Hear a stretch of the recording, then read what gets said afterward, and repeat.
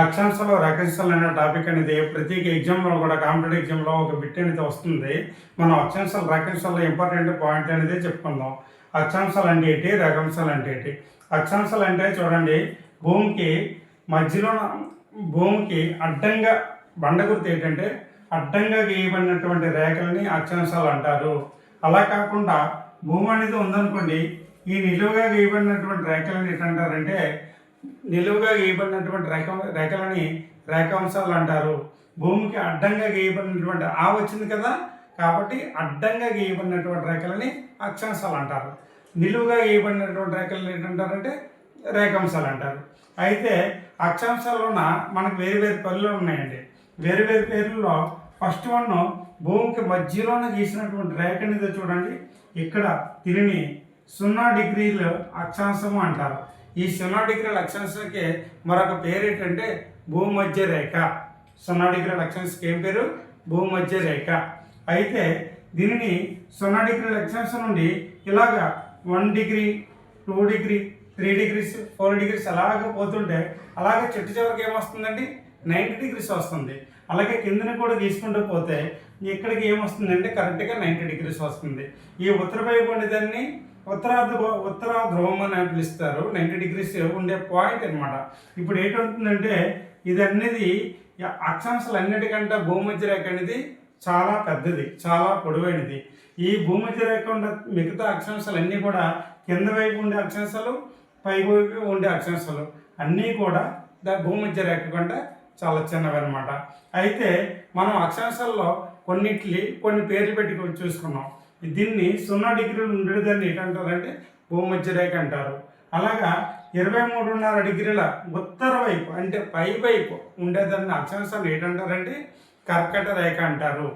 అలా కాకుండా కింద వైపు ఉందనుకోండి, కింద వైపు ఉండే 23.5 డిగ్రీల దక్షిణ అక్షాంశాన్ని ఏంటంటారు, దక్షిణ వైపు ఉండేదాన్ని మకర రేఖ అంటారు. బండా గుర్తు ఏంటి లేదండి, మా అంటే రివర్స్లో ఉన్న అంటే కింద వైపు ఉండేదాన్ని రివర్స్ అనమాట.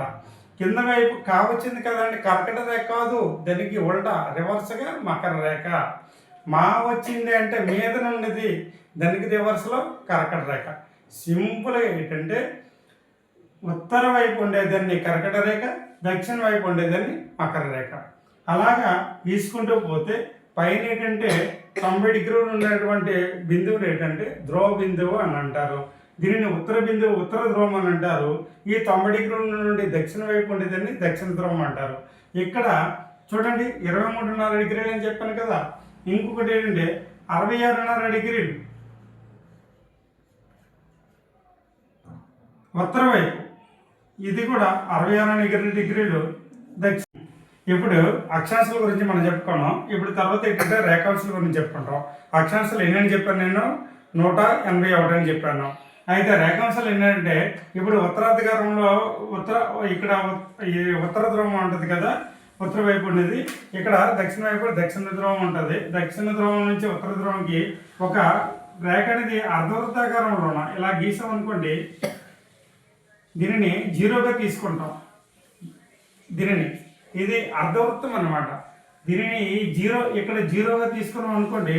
0గా తీసుకున్న తర్వాత ఇలాగా ఇటువైపు ఇలా చూడండి, ఈ 0 డిగ్రీల రేఖాంశం ఏంటంటే గ్రీనిచ్ రేఖాంశం అంటారు. ఈ 0 డిగ్రీల రేఖాంశం ఏంటంటారంటే గ్రీనిచ్ రేఖాంశం అంటారు. ఈ గ్రీనిచ్ రేఖాంశానికి తూర్పు వైపు ఇలాగ గీసుకుంటూ పోతే అలాగేమవుతుంది, బ్యాక్ సైడ్ కూడా ఒక అర్ధవృత్తాకార రేఖాంశం వస్తుంది. ఇలాగా తూర్పు వైపు 180 రేఖాంశాలు ఉంటాయి కాబట్టి వీటిని తూర్పు రేఖాంశాలు అంటారనమాట. అలాగే ఈ 0 డిగ్రీల రేఖాంశం గ్రీనిచ్ రేఖాంశానికి పడమర వైపు పశ్చిమాంశ రేఖాంశాలు ఉంటాయి.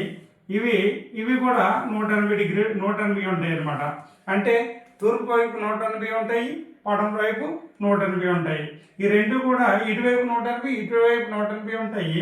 లాస్ట్లోనే ఈ 180ది యువతల వైపు కూడా 180ది ఒకే రేఖాంశం, ఉమ్మడి రేఖాంశం ఉంటుంది.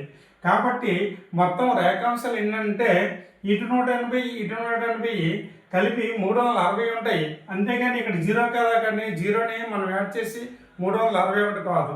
ఎందుకంటే యువతల వైపు 180ది, యువతల పడమ వైపు 180ది కూడా ఒకటే రేఖాంశం కాబట్టి మొత్తం ఇటు 180 ఇటు 180 కలిపి 360 రేఖాంశాలు ఉంటాయి. ఇప్పుడు అక్షాంశాలు 181, రేఖాంశాలు 360. ఇది ఇక్కడ ఇంపార్టెంట్ బిట్లు అనమాట. అలాగే రేఖాంశం వల్ల ఉపయోగం ఏంటి? ఇక్కడ ఏంటంటే రేఖాంశాల వల్ల ఒక రేఖాంశంకి ఇంకొక రేఖాంశంకి టైం అనేది డిఫరెన్స్ వస్తుంది. ఈ టైం తెలియడానికి, సమయాన్ని గుర్తించడానికి మనం రేఖాంశాలను ఉపయోగిస్తాం. అందుకే ఈ రేఖాంశాలకి ఇక్కడ మరొక పేరు ఏంటంటే మధ్యాహ్న రేఖలు అని అంటారు. అయితే ఇక్కడ స్థానిక కాలం టైం అనేది మెన్షన్ చేస్తాం అనమాట. మనం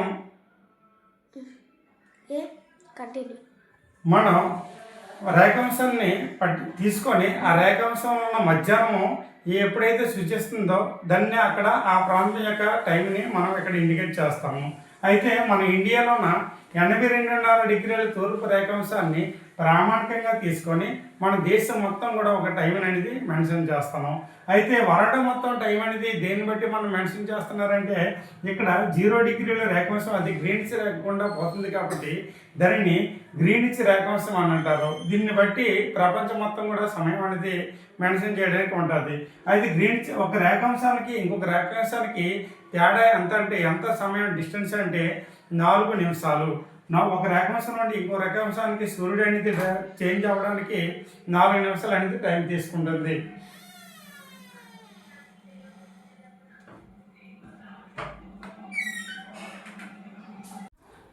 అరవై 66.5 డిగ్రీల ఉత్తర వైపు ఉండే ఉత్తర అక్షాంశాన్ని ఇక్కడ నుండి చూడండి, ఇక్కడ నుండి ఈ పోలార్ అంటే ఉత్తర ధ్రువం వరకు మధ్య గల ప్రాంతాన్ని ఆర్కిటిక్ వలయము అని అంటారు.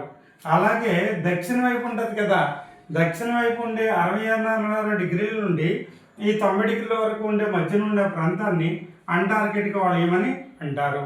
అయితే ఇదంతా వదిలేయండి, మనకి క్లియర్గా ఒక పాయింట్ చెప్పేస్తాను. ఆ పాయింట్ అండి, 0 డిగ్రీలు ఉన్నటువంటి మధ్య అక్షాంశాన్ని ఏంటంటే భూమధ్య రేఖ అంటారు. 23.5 డిగ్రీల ఉత్తర అక్షాంశాన్ని దాన్ని ఏమని పిలుస్తారంటే కర్కట రేఖ అంటారు. 23.5 డిగ్రీల దక్షిణాంశాన్ని మకర రేఖ అని పిలుస్తారు. 66.5 డిగ్రీల ఉత్తర అక్షాంశాన్ని ఆర్కిటిక్ వలయం అని పిలుస్తారు. 66 డిగ్రీల దక్షిణ అక్షాంశాన్ని అంటార్కిటికా వలయం అని పిలుస్తారు. అలాగే 90 డిగ్రీలు అనేది ఇది ఒక బిందువు అనేది, దీన్ని ఉత్తర ధ్రువం అంటారు. 90 డిగ్రీలు అనేది దక్షిణ వైపు ఉండే దాన్ని దక్షిణ ధ్రువం అని పిలుస్తారు. అయితే ఇక్కడ బిట్లు ఏంటంటే అక్షాంశాలు ఎన్ని ఉంటాయి అంటే ఇక్కడ అడ్డంగా ఉండే రేఖలు ఎన్ని ఉంటాయి అంటే మధ్యలో భూమధ్య రేఖను వదిలిస్తే, భూమధ్య రేఖని 0 అనేది వదిలిస్తే ఈ 0తో కలిపి పైన ఎన్ని ఉంటాయి? 90 ఉంటాయి. ఉత్తర వైపు 90 ఉంటాయి, దక్షిణ వైపు ఎన్ని ఉంటాయి? 90 ఉంటాయి. ఇవి 90, ఇవి దక్షిణ వైపు 90 కలిపితే 180, 180 ప్లస్ ఈ భూమధ్య రేఖ 1 మొత్తం కలిపి అక్షాంశాలు ఎన్ని ఉంటాయి అని అంటే అక్షాంశాలు 181 ఉంటాయి. అక్షాంశాలు ఎన్ని ఉంటాయి? 181 ఉంటాయి అక్షాంశాలు. అయితే ఫస్ట్ వన్ చెప్పాలంటే అక్షాంశాల వల్ల మనకు ఉపయోగాలు ఏంటి? అక్షాంశాల వల్ల మనం ఏం నేర్చుకుంటాం? అక్షాంశాల వల్ల ఉపయోగాలు ఏంటంటే ఇప్పుడు ఒక అక్షాంశాలను బట్టి ఒక ప్రాంతం యొక్క శీతోష్ణ అనేది మనం చెప్పుకోవచ్చు. ఎందుకంటే భూమధ్య రేఖ వద్ద సూర్యకిరణాలు నిలువుగా పడడం వల్ల ఇక్కడ వెండ అనేది ఎక్కువగా ఉంటుంది. ఇక్కడికి వచ్చేసరికి సూర్యకిరణాలు ఏటవాలుగా పడడం వల్ల డిస్టెన్స్ పెరగడం వల్ల ఇక్కడికి కానీ ఉత్తర ధ్రువం కానీ దక్షిణ ధ్రువం కానీ సూర్యకిరణాలు ఏటవాలుగా పడడం వల్ల ఇక్కడ వేడి అనేది తక్కువగా ఉండడం వల్ల ఇక్కడ ఉష్ణోగ్రతలు తక్కువగా ఉంటాయి, మంచు అనేది ఎక్కువగా ఉంటుంది. అదే ఇంకొక విషయం ఏంటంటే ఈ ధ్రువాల దగ్గర ఇక్కడ 6 నెలలు పగలుంటే 6 నెలలు చీకటి ఉంటుంది. ఇక్కడ కూడా అంతే, దక్షిణ ధ్రువంలో కూడా ఇక్కడ పగలు ఉండేటప్పుడు ఇక్కడ చీకటి ఉంటుంది, ఇక్కడ పగలు ఉండేటప్పుడు ఇక్కడ చీకటి ఉంటుంది. అది అయితే అక్షాంశాలు ఎన్ని చెప్పాను? 181 అక్షాంశాలు. ఇప్పుడు అక్షాంశాల గురించి మనం చెప్పుకున్నాం. ఇప్పుడు తర్వాత ఏంటంటే రేఖాంశాల గురించి చెప్పుకుంటాం. అక్షాంశాలు ఎన్ని చెప్పాను నేను? 181 అని చెప్పాను. అయితే రేఖాంశాలు ఏంటంటే ఇప్పుడు ఉత్తరాధికారంలో ఇక్కడ ఈ ఉత్తర ధ్రువం ఉంటుంది కదా, ఉత్తర వైపు ఉండేది, ఇక్కడ దక్షిణ వైపు దక్షిణ ధ్రువం ఉంటుంది. దక్షిణ ధ్రువం నుంచి ఉత్తర ధ్రువంకి ఒక రేఖ అనేది అర్ధవృత్తాకారంలో ఇలా గీసామనుకోండి, దీనిని జీరోగా తీసుకుంటాం. దీనిని ఇది అర్ధవృత్తం అన్నమాట. దీనిని ఇక్కడ జీరోగా తీసుకున్నాం అనుకోండి. జీరోగా తీసుకున్న తర్వాత ఇలాగా ఇటువైపు ఇలా చూడండి, ఈ 0 డిగ్రీల రేఖాంశం ఏంటంటే గ్రీనిచ్ రేఖాంశం అంటారు. ఈ 0 డిగ్రీల రేఖాంశం ఏంటంటారంటే గ్రీనిచ్ రేఖాంశం అంటారు. ఈ గ్రీనిచ్ రేఖాంశానికి తూర్పు వైపు ఇలాగ గీసుకుంటూ పోతే అలాగేమవుతుంది, బ్యాక్ సైడ్ కూడా ఒక అర్ధవృత్తాకార రేఖాంశం వస్తుంది. ఇలాగా తూర్పు వైపు 180 రేఖాంశాలు ఉంటాయి కాబట్టి వీటిని తూర్పు రేఖాంశాలు అంటారు అనమాట. అలాగే ఈ 0 డిగ్రీల రేఖాంశం గ్రీనిచ్ రేఖాంశానికి పడమర వైపు పశ్చిమాంశ రేఖాంశాలు ఉంటాయి. ఇవి కూడా 180 ఉంటాయి అన్నమాట. అంటే తూర్పు వైపు 180 ఉంటాయి, పడమర వైపు 180 ఉంటాయి. ఈ రెండు కూడా ఇటువైపు 180, ఇటువైపు 180 ఉంటాయి. లాస్ట్లోని ఈ 180ది యువతల వైపు కూడా 180ది ఒకే రేఖాంశం, ఉమ్మడి రేఖాంశం ఉంటుంది. కాబట్టి మొత్తం రేఖాంశాలు ఏంటంటే ఇటు 180 ఇటు 180 కలిపి 360 ఉంటాయి. అంతేగాని ఇక్కడ జీరో కదా, కానీ జీరోని మనం యాడ్ చేసి 361 కాదు. ఎందుకంటే యువతల వైపు 180ది, యువతల పడమర వైపు 180ది కూడా ఒకటే రేఖాంశం కాబట్టి మొత్తం ఇటు 180 ఇటు 180 కలిపి 360 రేఖాంశాలు ఉంటాయి. ఇప్పుడు అక్షాంశాలు 181, రేఖాంశాలు 360. ఇది ఇక్కడ ఇంపార్టెంట్ బిట్లు అనమాట. అలాగే రేఖాంశం వల్ల ఉపయోగం ఏంటి? ఇక్కడ ఏంటంటే రేఖాంశాల వల్ల ఒక రేఖాంశంకి ఇంకొక రేఖాంశంకి టైం అనేది డిఫరెన్స్ వస్తుంది. ఈ టైం తెలియడానికి, సమయాన్ని గుర్తించడానికి మనం రేఖాంశాలను ఉపయోగిస్తాం. అందుకే ఈ రేఖాంశాలకి ఇక్కడ మరొక పేరు ఏంటంటే మధ్యాహ్న రేఖలు అని అంటారు. అయితే ఒక రేఖాంశానికి ఇంకొక రేఖాంశానికి ఎంత తేడా చెప్పాను? 4 నిమిషాలు అనేది. ఈ రేఖాంశాలు అనేవి ఇంపార్టెంట్ పెట్టు ఏ ఆకారంలో ఉంటాయి.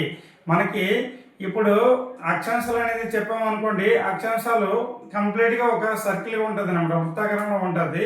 ఇక్కడ రేఖాంశాలని అర్ధవృత్తాకారంలో ఉంటాయి. ఎన్ని రేఖాంశాలు అంటే 360 రేఖాంశాలు. ఈ రేఖాంశాలకి మరొక పేరు ఏంటంటే మధ్యాహ్న రేఖలు. అయితే మన ఇండియాలో ఉన్న ఏ రేఖాంశాన్ని బట్టి మనం కాలం నిర్ణయిస్తామండి? 82.5 డిగ్రీల తూర్పు రేఖాంశాన్ని బట్టి మన దేశం మొత్తం యొక్క టైం అనేది మెన్షన్ చేస్తున్నాం. అలాగే ఇక్కడ గ్రీనిచ్ రేఖాంశానికి ఉన్న మన ఇండియా యొక్క రేఖాంశానికి ఇండియాకి తేడా ఏంటంటే మనం 5:30 గంటల ముందు ఉంటున్నాం. మన తర్వాత నెక్స్ట్ టైం అనేది వాళ్ళకి జరుగుతుంది. అయితే ఈ అక్షాంశాల వల్ల ఉపయోగం శీతోష్ణ స్థితి, రేఖాంశాల వల్ల ఉపయోగం టైంలోన డిఫరెన్స్ అని తెలుస్తుంది.